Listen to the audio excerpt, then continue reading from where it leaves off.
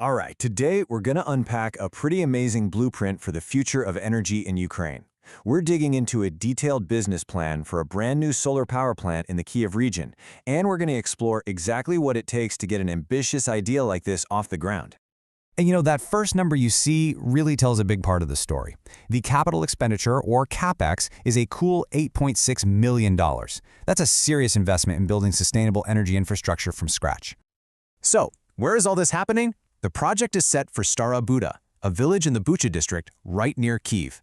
And this spot wasn't just picked out of a hat. It's a really strategic location that can tap into existing infrastructure to help meet the area's growing need for power. Which, of course, brings us to the big question we're going to be exploring. How in the world do you take a business plan and turn it into an actual power plant that's feeding electricity into the grid? Well, let's break it down, step by step. Okay, so to really wrap our heads around a project this big, we've got to start with the key numbers. Think of these as the vital stats that really define the power and the potential of the Stara Buda plant. So the plant's projected installed capacity is 18.1 megawatt hours. To put it simply, that's its absolute peak power output when the conditions are perfect. It's really the single most important number for understanding what this plant can do. And there's that $8.6 million figure again. This is the total estimated cost for all the construction, all the equipment, everything, before tax. It's the huge foundational investment needed to make this whole thing happen. Now, for any investor, the big question is always, when do I get my money back? The projection here is a 5.5-year payback period. But the business plan points out something really interesting. If they can trim construction costs by just 15 to 20%, that payback period could shrink to only 5 years. So we've got the big picture numbers, but what's actually behind them? Let's take a look under the hood at the anatomy of this solar farm, all the physical and financial pieces you need to bring it to life. This cost breakdown is super revealing. It shows that building a solar farm is about way more than just the panels. The equipment itself eats up a massive 61% of the budget. Then you've got construction and other services taking another 31%, with the land making up the last 8%. And here's where that huge equipment budget goes. The heart and soul of the plant is over 30,000 photovoltaic modules. That's the fancy term for solar panels. Then you need thousands of fasteners to hold them all down, 118 inverters to turn sunlight into usable electricity, and a massive transformer to get all that power ready for the grid. And of course, all that gear needs a home. The project has a 20-hectare plot all picked out. But the key thing here is that it's not just some empty field. It's already got roads, electricity, gas, and water. Having that infrastructure in place is a massive head start that saves a ton of time and money.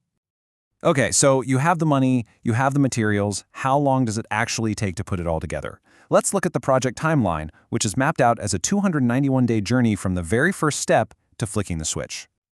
The whole thing is broken down into 5 clear phases. You've got pre-design, then the technical paperwork, getting the equipment delivered, and then the main event, 140 days of construction. It all wraps up with just 10 days of testing. When you add it all up, it's pretty remarkable. You can go from a plan to a full-blown power plant in well under a year. We've covered the what and the how, but that all leads to the most important question of all, why? So let's explore the dual impact of this project. The financial payoff for the investors, and, just as important, the environmental payoff for the planet. The financing here relies on a pretty clever hybrid model. It's a partnership combining private investment with a traditional bank loan. Basically, they use the initial investor funds as leverage to go out and secure a much larger loan from a bank. And this isn't just theory. Initial talks are already happening with Ocean Bank to get favorable financing.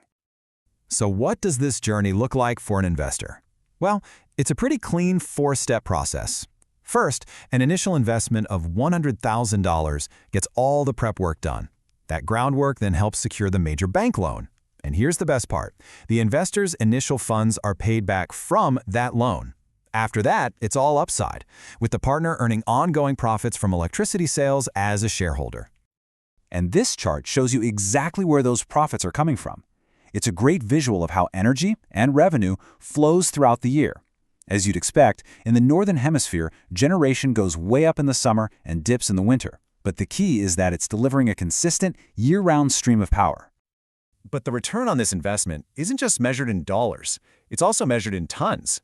By By generating clean electricity, the Stara Buda plant is projected to cut out over 8,000 tons of CO2 emissions every single year. That's a direct, measurable blow in the fight against climate change. And the positive impact doesn't stop with CO2. The plant will also generate these tradable guarantees of electricity origin. You can think of them like a certificate proving your power came from a green source, and that creates a whole new way to make money. On top of that, it'll cut over 77,000 kilograms of other nasty pollutants every year, all while providing a stable income for at least 25 years. And that 25-year lifespan is a really key feature. So let's look at the long-term performance. Solar panels do degrade a tiny bit over time, but it happens at a very predictable rate. And as this forecast shows, even a quarter century from now, the plant is still expected to be pumping out a massive 17.7 million kilowatt hours. It just goes to show how incredibly long-lasting and reliable this technology is. Ultimately, the Stara Buda project is so much more than just blueprints and spreadsheets. It's probably best understood as exactly what it says, an investment in the future of clean energy in Ukraine, one that perfectly combines economic opportunity with environmental responsibility.